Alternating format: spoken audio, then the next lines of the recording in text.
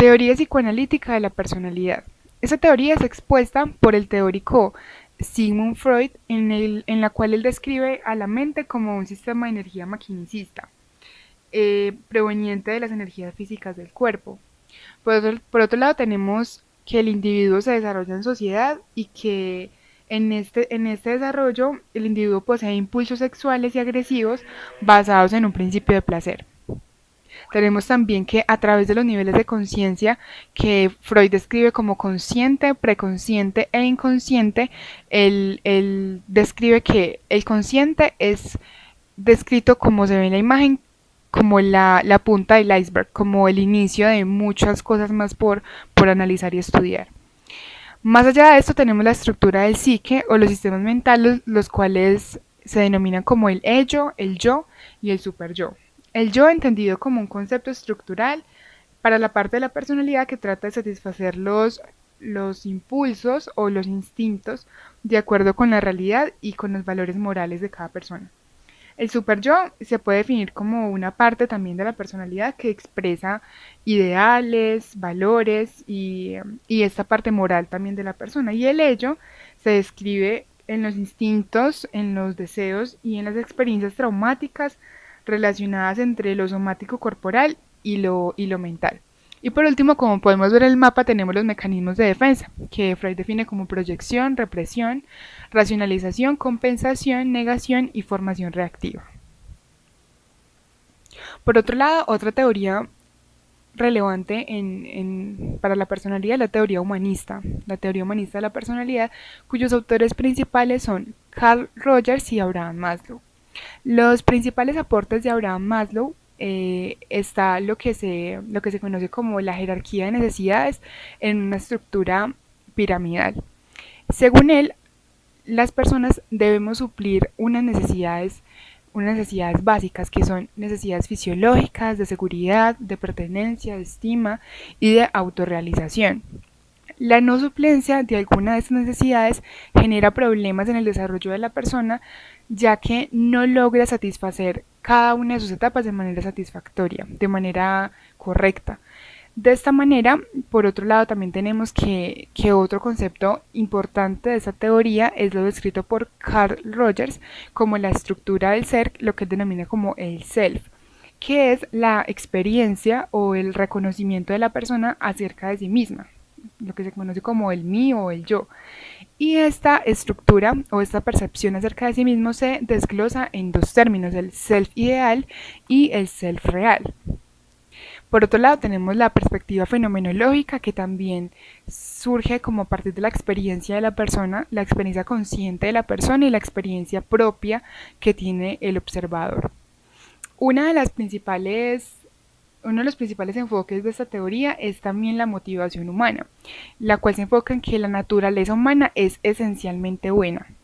Las técnicas que utiliza esta teoría son métodos de evaluación tales como la técnica Q-SORT o el diferencial semántico. Habla también de la estima positiva, de la congruencia, de la autoconciencia, entre muchos otros conceptos que me permiten ver al ser humano desde una perspectiva natural y esencialmente buena. En la teoría de los rasgos de la personalidad nos encontramos con tres autores muy importantes que son Gordon Allport, Hans Eysenck y Raymond Cattell. Cada uno de estos con las respectivas teorías, que son las teorías de los rasgos de Gordon, la teoría trifactorial de Hans Eysenck y la teoría analítico-factorial de los rasgos de Raymond Cattell. En la teoría de los rasgos de Gordon Allport nos encontramos que él describe su punto de vista a través de tres propiedades, lo que denomina como frecuencia, intensidad y rango de situaciones. Las clases de rasgos descritas por este autor son rasgos cardinales, rasgos centrales y predisposiciones secundarias.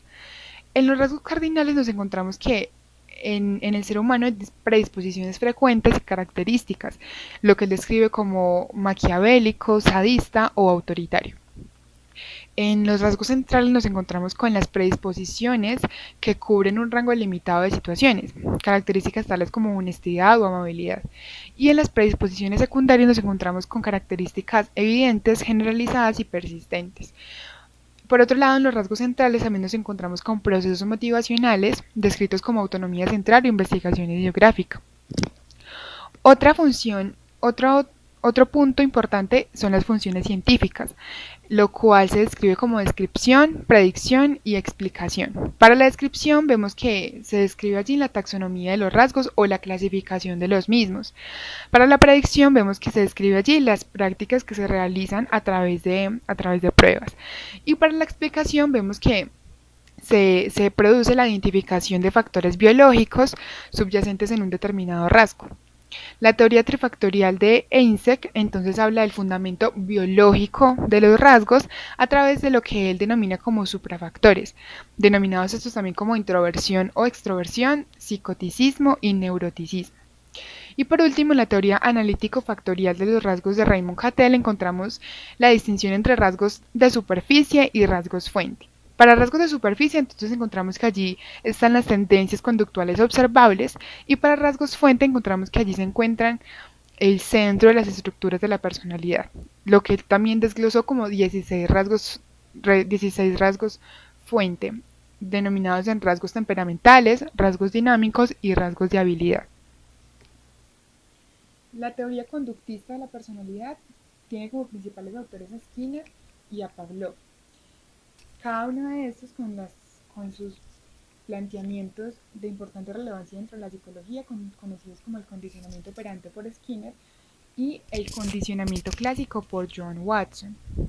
En esta teoría nos encontramos el enfoque del aprendizaje, basado en la investigación empírica, práctica y teórica, la conducta receptiva a través de la aplicación de variables en el ambiente y el rechazo también a la perspectiva médica de términos tales como síntoma o enfermedad.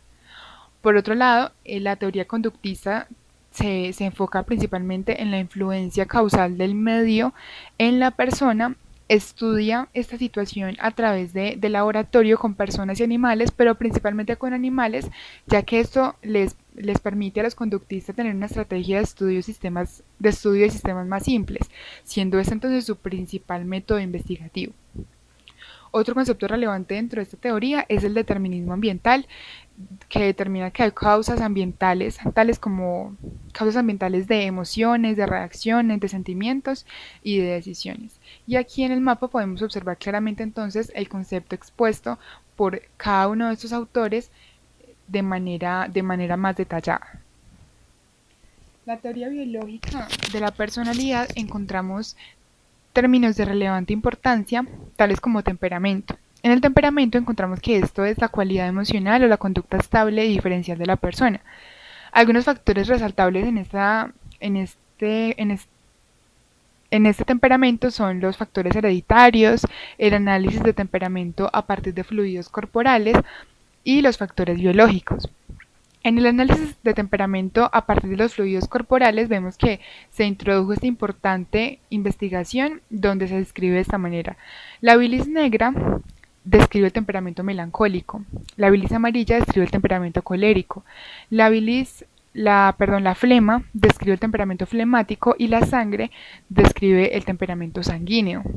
Otro concepto importante es el concepto de neuroanatomía por Jerome Kagan, donde él anuncia el origen neuronal, descrito como la emoción, el temperamento inhibido, el temperamento desinhibido y la conducta.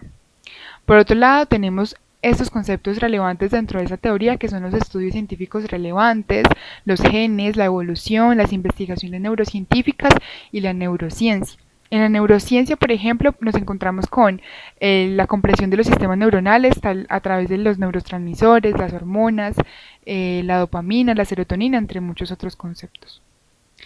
Teorías del aprendizaje. En las teorías del aprendizaje nos encontramos con las inteligencias múltiples, el conductismo, el constructivismo, el socioconstructivismo, el aprendizaje significativo, el aprendizaje por descubrimiento y el aprendizaje social. En las inteligencias múltiples, por ejemplo, nos podemos encontrar con lo descrito por Howard Gardner, que nos explica que todas las personas aprendemos de manera diferente, siendo así que el ser humano posee 8 tipos de inteligencia: la inteligencia lógica matemática, naturalista, visual espacial, musical, corporal kinestésica, intrapersonal y verbal lingüística.